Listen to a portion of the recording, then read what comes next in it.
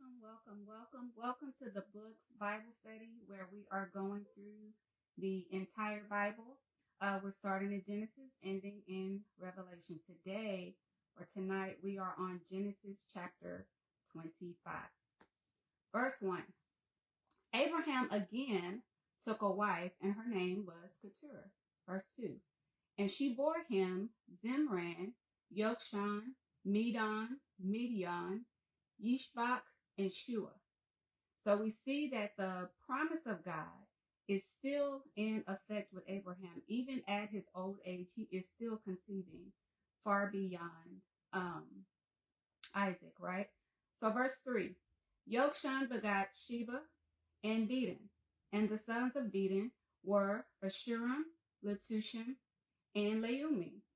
Verse 4, and the sons of Midian were Ephah and Epher, Hanok, Abida, and Eldaah.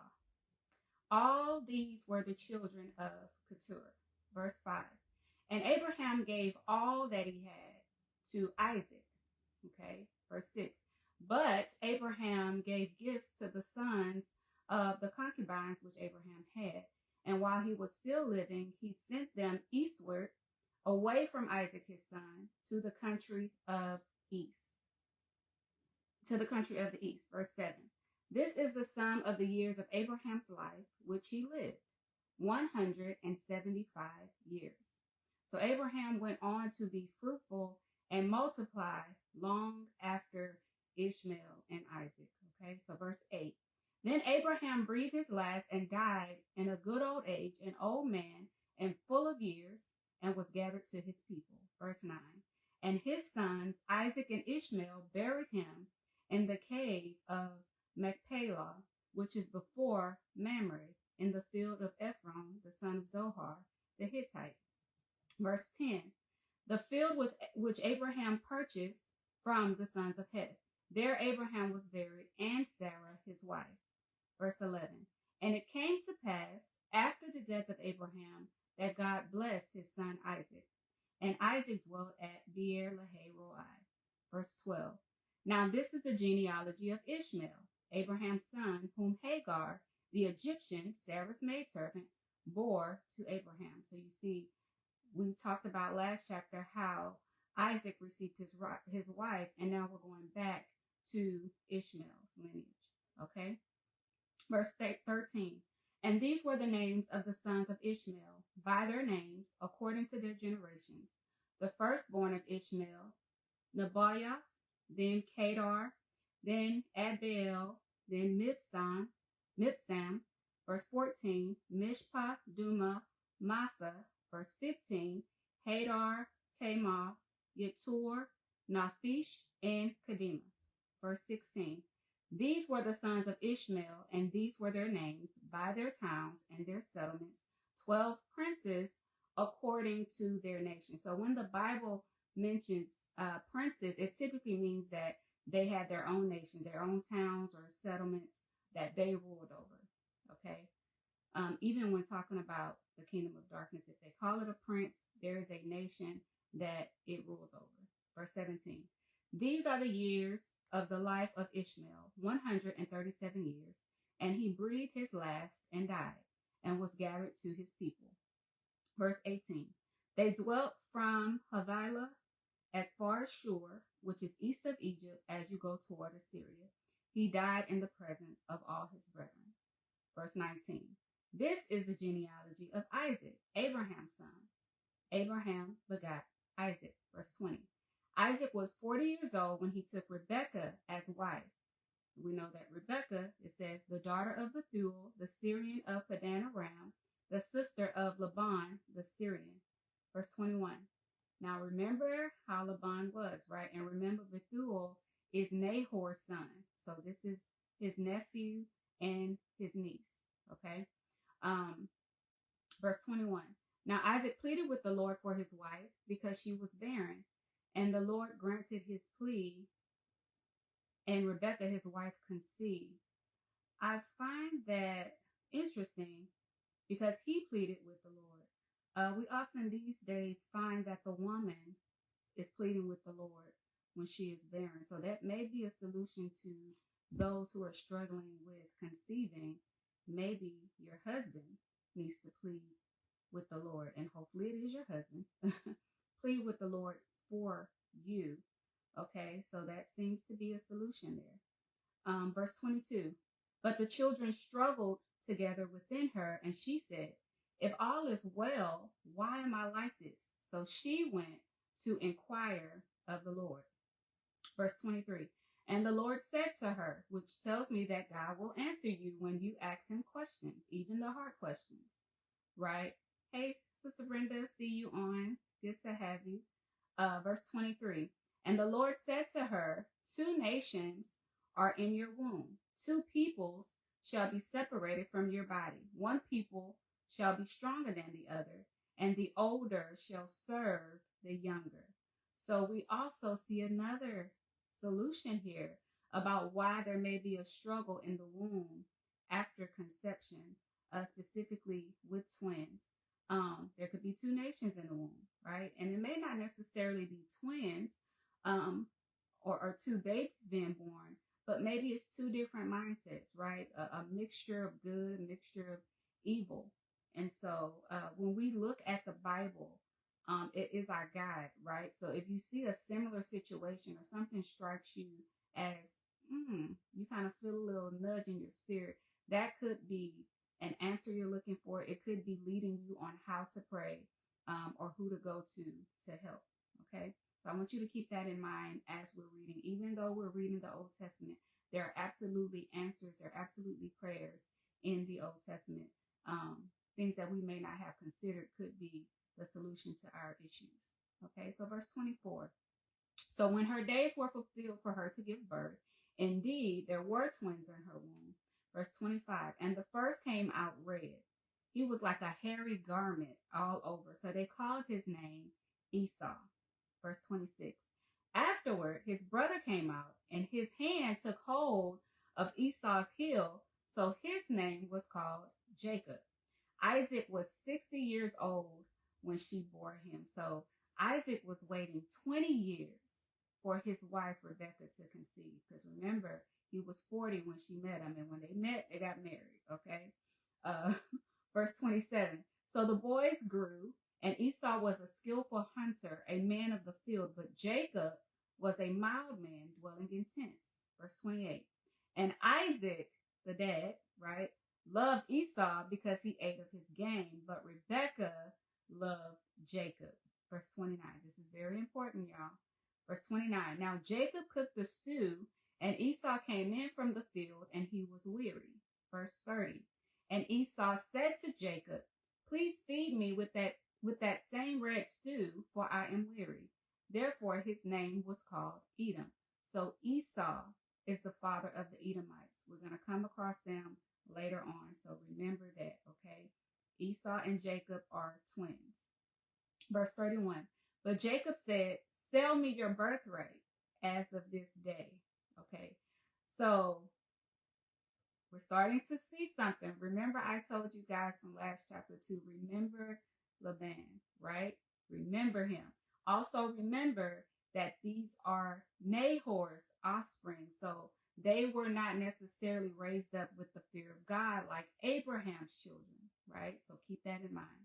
But anyway, verse 31, Jacob told Esau to sell him his birthright. So a birthright has to do with identity, position, and inheritance, right? So your identity as the first offspring, your position of authority, right? And the inheritance of physical and spiritual blessings, right? So for the firstborn would receive double portion, double what the other children would receive, right? So that is very important. That's very important, not only immediately, that is very important for your children and your children's children, that you would receive double portion, right? And you would have that position of authority. Verse 32. And Esau said, look, I'm about to die. So what is this birthright to me? Okay. So that looking for temporary relief makes you misjudge the value of something. And all of us have done that. We saw the immediate situation right? And it causes us not to see the value in us and others, right? Because we're looking at this temporary issue that we're having. Verse 33. Then Jacob said, swear to me as of this day. So he swore to him and sold his birthright to Jacob. If you haven't noticed the pattern, your word is very important, right? We don't put so much importance on it now. Now it has to be a contract. We have to sign our name. But even that is not valid as it should be. But for us as believers, our word should be yes or no, right? Our word should hold weight, because it may not hold weight in the natural realm, but it holds absolute weight in the spiritual realm. That's why we have to watch what we say, because something is going to happen when we say it, right? So he swore to him and sold his birthright to Jacob. Verse 34. And Jacob gave Esau bread and stew of lentils. Then he ate and drank, arose, and went his way. Thus Esau despised his birthright. So that's why believers, we cannot live in fear, or live for that temporary relief, right? We can't have that fear of death or fear of people, all of these different type of fears that come up, because it causes your perception, right, to be based on these temporary feelings of fear, and that's how you end up making your decision, right? As you've gotten older and you saw the decisions you made because you were afraid, because you probably feared because you didn't have information or you didn't have understanding. But now you realize, if I would have known that, I wouldn't have made that decision, right? So we, as believers, we cannot live in fear, right? We cannot, when our perception is off, because we're basing it off of a fear, we don't see the long-term effects that our decision that we're making right now will have on us. And not just on us, but on our children and those that are influenced by us, right? It causes us to be impulsive, right? And gratifying your appetite, when that appetite has not been submitted to God, it leads to those risky decisions, which leads to risky behaviors, right? So Esau did not care about the price that he was paying to indulge into some food, right? And your food can be anything. For him, it was food. Your food or your thing that you crave, that you desire, can be anything, right? And God calls that profane when you are willing to give up your inheritance, willing to give up your blessing, willing to give up eternal life with God, right? For what fills or satisfies you for that moment.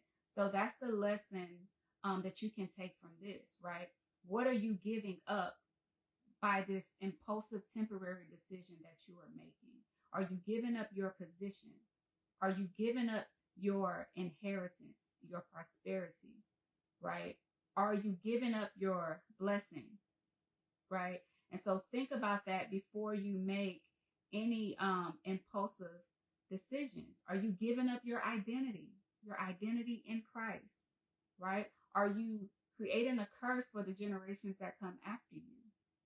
Okay, so our decisions are not just our own. Every one of our decisions affect those around us, right? We may be individual people, but there are people that are depending on us, right? There are people watching us that you may not even think are watching you. So every decision should be made with heaven's wisdom, not carnal wisdom, right? We want to seek heaven for the answers. And as I said, the Bible has answers for every situation. When you're reading and your first time reading, if there's like a quickening within you, like there's something here, that means it's something there for you, right? And so the reason why we don't really do verses is because you need the whole chapter to get the context, right? Because sometimes you read one verse and you don't really get the context, so you don't understand it. But when you read the full chapter, you begin to understand why a thing is a thing, or why this happened, right? You understand results and consequences of certain actions, right? Because you may not know. Everyone has not grown up with the Bible in the home, so you may not know that if I do this, this is a consequence for that, or you may not even know that this is against God, right? So that's why we read. So we have this information so we don't operate out of fear, right? And so that concludes Genesis chapter 25. Meet us back here for Genesis chapter 26. Also, if you're just now starting, please catch up. The videos are only 15 to 20 minutes long. Just binge it if you need to, but catch up with us. We want to take this journey with you. Ask your questions, write your thoughts, write your feelings, all of them, right? Because all of them mean something, right? All of it means something, and God can absolutely speak through that. So you will be hopefully excited when you find the answers as we go throughout the Bible. So we're now halfway done with Genesis. Genesis has 50 chapters. So join us. Just jump right on in at 25. Like I said, go back so that you can catch up to where we are, so you have some insight on the background story of this. So God bless you all. Again, I will see you all later for Genesis chapter 26.